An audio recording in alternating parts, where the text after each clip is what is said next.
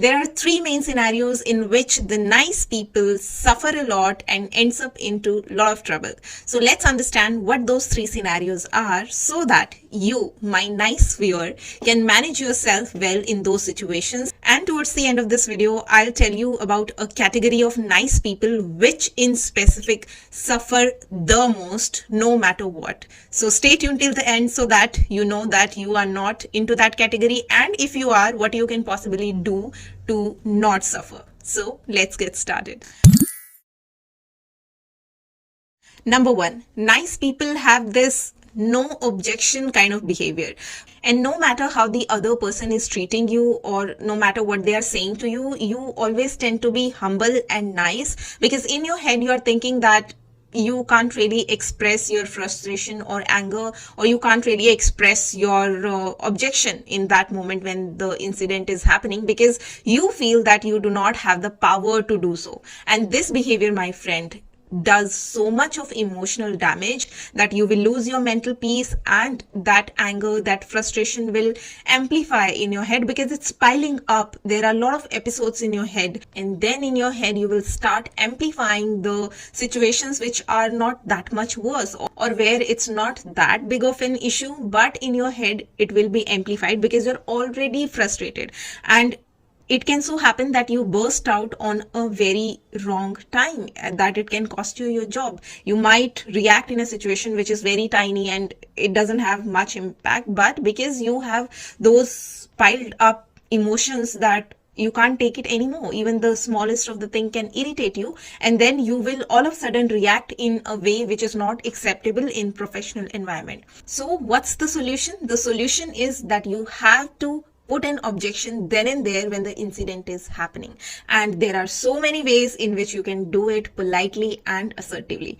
Now moving on to second one. Nice people have this very interesting behavior of not sharing the actual feedback. They tend to say nicer thing always, and they do not like to participate in criticism, which cost them a lot of opportunities, and a lot of opportunities slip from their hands for this very reason, and they are not aware about it. Let me give you one very simple example. You will understand what I'm saying. My mom is very nice to me.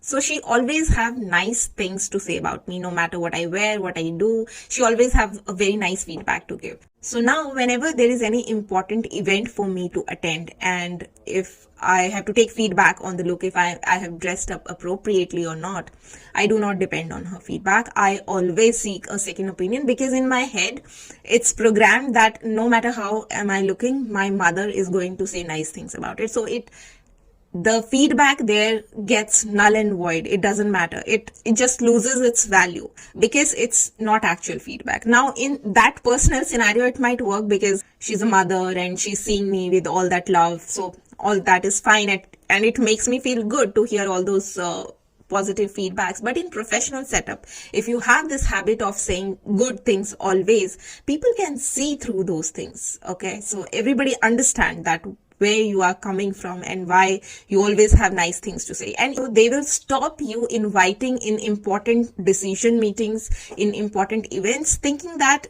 anyways you always have the same things to say, same nice things to say. So if there is any new project coming in, or there is any due diligence that has to be done, any critical decision to be taken, or any new product or feature has been developed by the company or any team, chances are you'll not be invited to those feedback meetings, because everybody knows you have a behavior of saying nice things only. So people think that this person will only say nice things, so there's no use. We want somebody who can give us true feedback. See guys, being nice is fine, saying positive things is fine. It's fine to make the other person feel good, but true feedback holds its true value. And it's not so that if the true feedback is negative, then the other person will be hurt. No, you just have to learn how to convey a critical feedback, criticism in an assertive way, in a polite way, so that the true information, true feedback reaches the person who is seeking the feedback from you, and it doesn't really hurt the ego of that person or in general emotions of that person. So it's just that you do not have to always paint the picture positively. Give true feedback if you want to grow in your career. If you want to sit in those key decision making meetings, then you must practice giving true feedback. Now the third situation where you nice people land in is that you're always working, always busy. Why? Because you do not know how to say no, and everybody is kind of dumping their work to you. For example, it's almost your time to leave, but your colleague comes with some work and wants some help from you. Or maybe your manager came in just at the moment when you were ready to pack and leave, and the manager gave you more work. So in these situations, you have all the right to say no, but there is a way, a certain way in which if you say no, it won't impact you negatively, and you will be successfully able to convey your message that, see, my time is up, so I'm going home, I'll do it later. And I've already done a video as well recently on how you can say no politely and in a very professional way, so that the other person understands that you are not okay with whatever their request is. So you can give that a watch after this video. Now, as I promised in the starting of the video, let's discuss about a specific category of nice people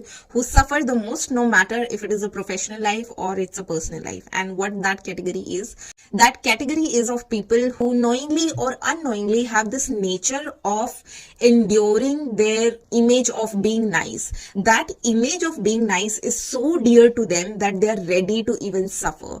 They keep communication gap, they do not tell the truth, they hide things, or they do not say things just because they want to be perceived as nice. So for these people, it's not really that somebody is trying to trouble them, somebody is trying to give them more work, or somebody is trying to make their life purposely difficult. No, it's not so.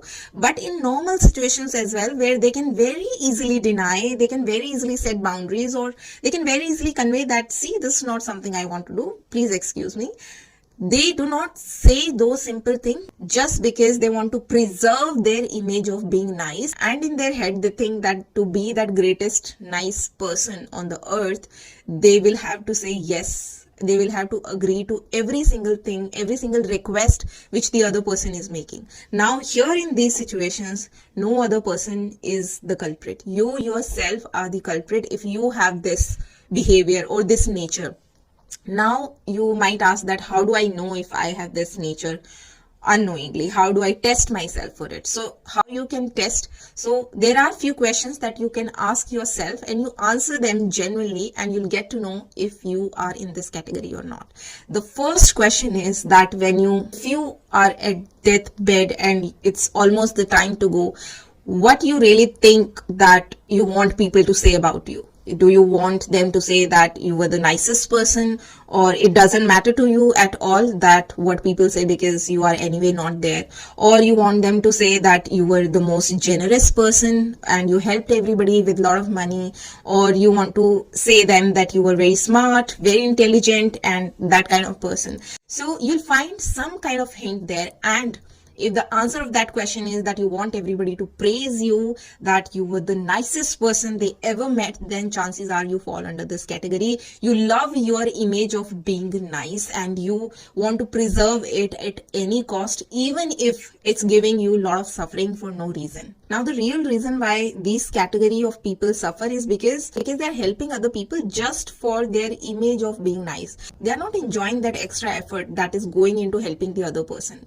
They are not helping genuinely. People in this category, they think that they are really nice, but the reality is really far from it, because you're not enjoying putting that extra effort for the other person.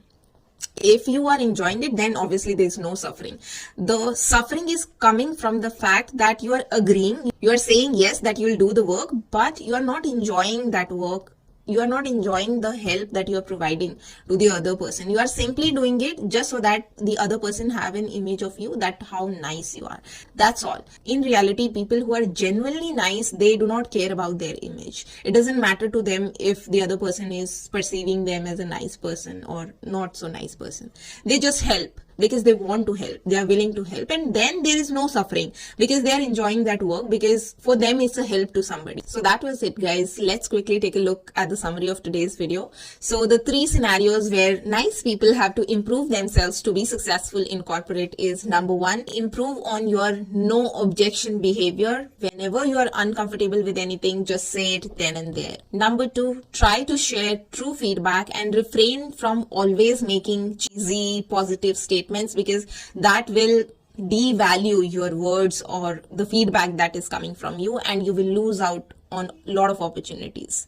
And number 3, Learn to say no without hurting anybody's ego, very smartly and very humbly. So that was it. I hope you found some value in today's conversation. With that, I'm signing off. You keep on watching more content on the Corporate Diaries to be corporate ready, and I will see you in my next one. Till then, stay safe and healthy. Take care. Bye.